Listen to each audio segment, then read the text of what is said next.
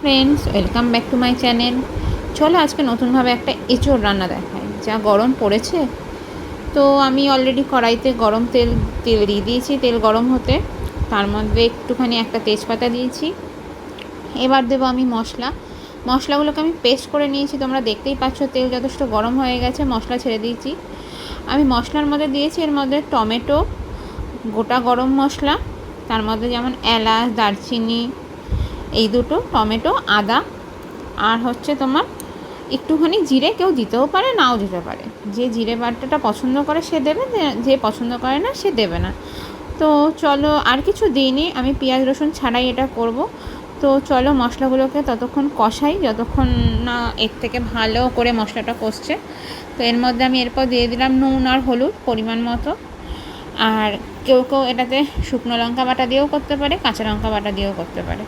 আমি এটা, আমাদের বাড়িতে কাঁচা লঙ্কাটা বেশি প্রেফার করে, তাই আমি এটা কাঁচা লঙ্কা বাটা দিয়ে করছি। ঠিক আছে, তো এবার মশলাটাকে কষতে দিলাম। তো তোমরা সবাই বলো কতদিন বা কতবার এঁচোড় খেয়েছো এই গরমে। তো আমার তো গরমে এঁচোড় খেতে খুব ভালো লাগে। তো আমিষের দিন তো খাওয়াই হয় চিংড়ি, এঁচোড় ঠেচো, সেটা নয় অন্য দিন আরেকদিন করে দেখাবো। তো আজকে আমি নিরামিষভাবে এঁচোড়টা করছি। দেখো মশলা থেকে বেশ খানিকটা তেল ছেড়ে এসছে, কিন্তু আমি একটুখানি জল দিয়ে দিয়ে মশলাটাকে ভালো করে কষিয়ে নেব। তাই আমি আজকে একটু নিরামিষ স্টাইলেই এঁচোড়টা রান্না করছি। এটা খেতেও খুব ভালো হয়। তোমরা এটা ভাত দিয়ে বা রুটি দিয়ে যে কোনোভাবেই খেতে পারবে। ঠিক আছে, তো এবার দেখো মশলাটা কষে এসছে, একটু জল দিয়ে দেওয়ার পর আরেকটু ভালোভাবে কষুন। তার মধ্যে এর মধ্যে আমি অ্যাড করব আলু আর এঁচোড়।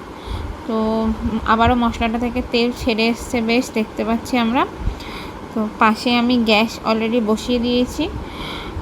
আলুটা সেদ্ধ হয়ে গেছে, অল্প ভাপিয়ে নিয়ে সেদ্ধ করে নিয়ে আলুটা আমি দিয়ে দিলাম কড়াইতে। এবার মশলার সাথে আলুটা কষে উঠবে ভালো করে।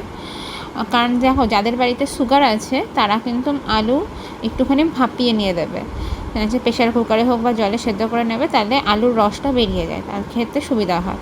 তো আমি বেশ মাখা মাখা হয়ে এসছে, ওদিকে আমার এঁচোড়ও সেদ্ধ হতে বসে গেছে প্রেশার কুকারে, অলরেডি দেখলেই তোমরা। এবার এরপর আমার আলু ঠালু সব হয়ে এসছে, মশলাও হয়ে এসছে। এবার আমি জল দেব, জল দিয়ে ফুটতে দেবো আর এঁচোড়টা নামাবো। তো মশলাটা দেখতেই পাচ্ছ কি সুন্দর কালার হয়ে এসছে। এত সুন্দর কালার কার না দেখলে ভালো লাগবে, কে না খাবে দেখতে। তো তোমরা একবার বাড়িতে ট্রাই করে দেখো। এদিকে আমি এর মধ্যে এবার জলটা দেব, জল দিয়ে ফুটতে দেব। আর ওদিকে প্রেশার কুকার থেকে এঁচোড়টা নামাবো। এই দেখো আমার এঁচোড় রেডি, জল ফুটে গেছে আমার। নুনটা একটু টেস্ট করে নেবে, দেন এঁচোড়টা দিয়ে দেবে।